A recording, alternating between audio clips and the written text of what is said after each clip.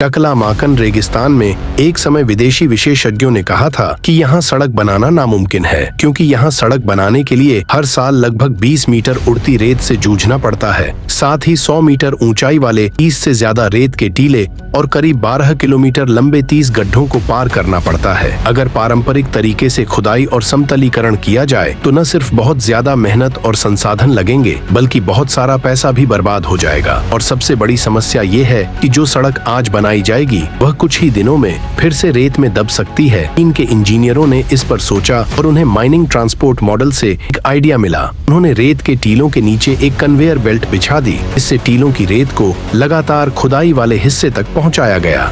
इस तरीके से रेत के टीलों को एक जगह से दूसरी जगह ले जाकर गड्ढों को भरा गया और जमीन को समतल किया गया। इस असरदार तकनीक से रोजाना 10,000 वर्ग मीटर से ज्यादा रेत आसानी से हटाई जा सकती थी। लेकिन सड़क बनने के बाद उसे फिर से रेत में दबने से कैसे बचाया जाए, यह भी एक चुनौती थी। इसके लिए कई प्रयोगों के बाद इंजीनियरों ने पाया कि सड़क के दोनों ओर जो रेत के टीले थे, उन पर अगर घास के वर्गाकार जाल बिछा दिए जाएं, ये हवा की गति को कम करते हैं, उड़ती रेत को रोकने में काफी कारगर होते हैं। हालांकि इस रेगिस्तान में गर्मी सबसे बड़ी चुनौती थी। गर्मियों में तापमान 40 डिग्री सेल्सियस से ऊपर चला जाता है। जमीन का तापमान तो 70 डिग्री सेल्सियस तक पहुंच जाता है। इसी गर्मी में हीट स्ट्रोक से बचने के लिए मजदूरों को रोज करीब 10 लीटर पानी पीना पड़ता था। इन परिस्थितियों के बावजूद चीन के निर्माण कर्मी भी पीछे नहीं हटे। कुछ साल की कड़ी मेहनत के बाद आखिरकार यह 300 किलोमीटर लंबी सड़क टकलामाकन रेगिस्तान को पार कर गई।